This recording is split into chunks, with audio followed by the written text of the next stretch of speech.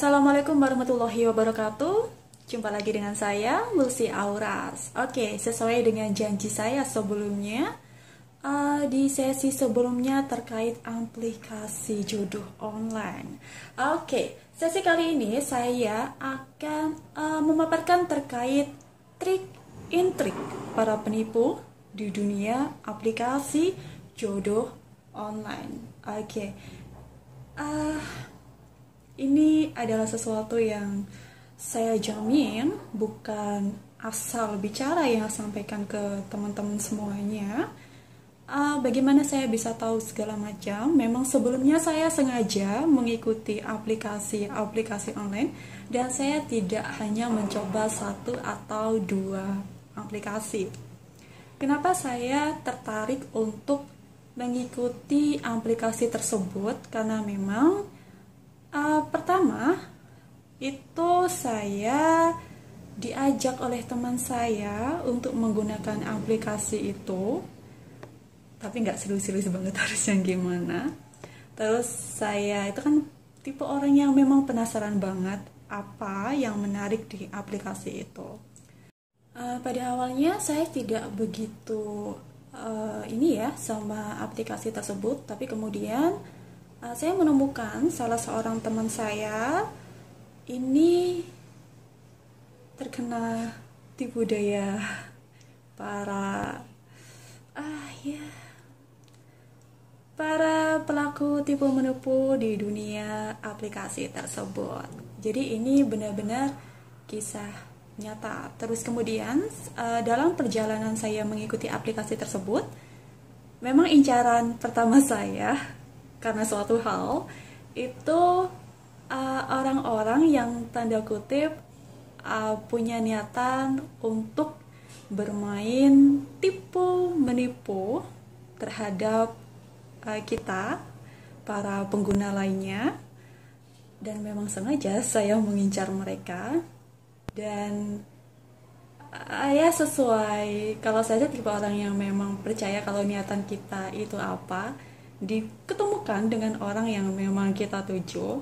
Jadi saya menemukan beberapa pengguna yang tanda kutip memiliki niat yang tidak baik, atau para pengguna tipu menipu di dunia aplikasi online. Saya menemukan beberapa, dan ini adalah kesimpulan yang saya berikan ke teman-teman seperti apa mereka pada awalnya melakukan penipuan terhadap para pengguna aplikasi online. Oke. Para penipu ini memiliki ciri-ciri khas yang hampir rata-rata bisa saya bilang tuh sama. Semuanya sama, sayang. Oke. Untuk yang pertama terkait parasnya, fisik segala macam. Pertama pasti mereka akan menampilkan foto seseorang yang menarik perhatian, yang tampan, yang bodinya bagus, yang kelihatan karismatik. Jadi mereka memang memakai foto orang yang memiliki sorotan mata atau bahu yang bagus, karismatik lah, istilahnya seperti itu. Kemudian dalam perjalanan itu, ini adalah ciri khasnya selain fisik ya. Ini yang perlu dikenalin. Kalau fisik itu udah jelas bisa jadi, dan kebanyakan tuh bukan diri mereka tapi orang lain, seperti itu ya. Untuk ciri-ciri buat para penipu itu, pertama, dia terlihat dan terasa normal. Itu yang pertama. Santun, ramah, sopan, bersahabat, manis, dan so good lah. Itu yang di awal yang mereka tunjukkan ke kita. Kedua, dia akan membuat kamu terikat dengan sesuatu kata yang bernama saling percaya. Oke. Dia akan ngebuat kamu seakan-akan kamu dan dia adalah seseorang yang saling percaya. Biasanya dia pakai bahasa seperti ini. Kamu percayakan sama saya kamu bla bla bla bla kan, kamu nggak ragukan sama saya. Jadi perkenalan kita itu harus didasari atas dasar saling percaya satu sama lain. Itu bahasa yang biasanya digunakan oleh mereka. Terus yang ketiga, menanamkan sugesti tentang cinta. Sugesti tentang cinta. Sugesti seperti apa yang dia tanam? Jadi dia menanamkan lebih fokus kepada pengorbanan cinta. Cinta itu harus selalu berkorban. Dan memang harus berkorban. Oke. Yang keempat, setelah 3 hal itu sudah tertanam dalam diri kita dan kita sudah mengiyakan semuanya dan kita sudah konfirmasi ke dia bahwa ya, kamu benar gitu. Oke, dia akan memulai aksinya untuk uji coba pertama. Dia akan mulai meminta, dia akan memulai meminta sesuatu yang kecil, sesuatu yang ringan. Misalnya pulsa kan sesuatu yang kecil kan, sesuatu yang ringan buat tanda kutip untuk orang-orang yang udah kerja atau mungkin ya memang gengsinya lebih gede. Oke, dia akan mulai meminta sesuatu hal yang ringan. Kalau sesuatu yang ringan itu kamu udah berikan, step by step itu tidak akan lama. Terus dia akan seakan-akan mengikat dia akan mengajak kamu untuk berkomitmen terhadap hubungan kamu dan dia. Dia setelah ikatan komitmen sudah saling terucap, oke, saya akan memilih kamu, saya akan bersama kamu, segala macam. Terus dia akan masuk nih ke langkah berikutnya dengan nominal yang lebih gede. Oke. Yang kelima, dia akan meminjam uang. Dia akan meminjam uang dengan sifat yang seakan-akan itu harus segera. Sesuatu yang sangat mendesak. Nah, saya punya cerita buat kamu. Oke, ini salah satu kejadian yang terjadi di salah satu teman aku yang kebetulan memang dia jadi korban penipuan atau tidak, gitu kan. Aduh, teman aku itu lugu atau gimana.